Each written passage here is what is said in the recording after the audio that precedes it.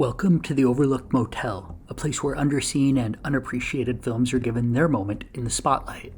This week's selection is a chilling psychological thriller from director Jonathan Kaplan. Unlawful Entry features an all-star cast, strong performances from the lead characters, and a persistent sense of unease that rarely lets up long enough for the viewer to catch their breath. The film opens on yuppie couple Karen and Michael Carr. As they are winding down for the evening, they hear a series of suspicious noises. Michael heads downstairs to investigate and comes to suspect a burglary is in progress. After some searching, he confirms there is an intruder in their home. Shortly thereafter, the perpetrator grabs Karen and puts a knife to her throat while Michael stands by helplessly. The home invader eventually leaves the dwelling, but Michael and Karen come away from the ordeal feeling powerless and violated. When Pete, the responding officer, arrives on the scene, he puts the Carrs at ease, effortlessly befriending the couple. But as the charismatic lawman begins to show his true colors, what once seemed like a promising friendship turns into a waking nightmare. Unlawful Entry opens with one of the most terrifying prospects anyone can imagine, a home invasion. For most people, that violation of their sacred space would be the most horrifying ordeal of their lifetime. And one would likely expect that things could only get better from there. In fact, that's precisely what Michael and Karen appear to assume when the ugly ordeal ends and Pete arrives on the scene. They seem to think their problems are over, and that increased home security and a friend in law enforcement will ensure they aren't victimized again, but oh how wrong they are. The terror they experience during the home invasion is child's play compared to the fresh hell Pete is about to rain down. The opening sequence is skillfully edited and lensed.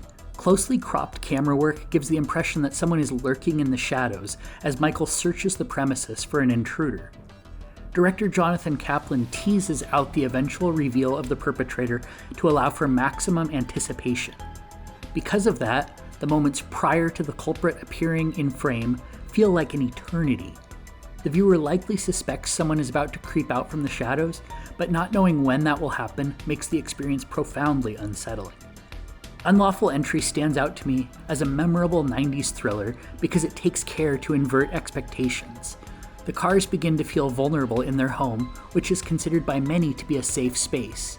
And once they finally begin to bounce back in that regard, they realize that the police officer, who has taken an oath to protect, has his own twisted agenda. Inversion of expectations aside, Kurt Russell and Madeleine Stowe are both highly effective as the Carrs.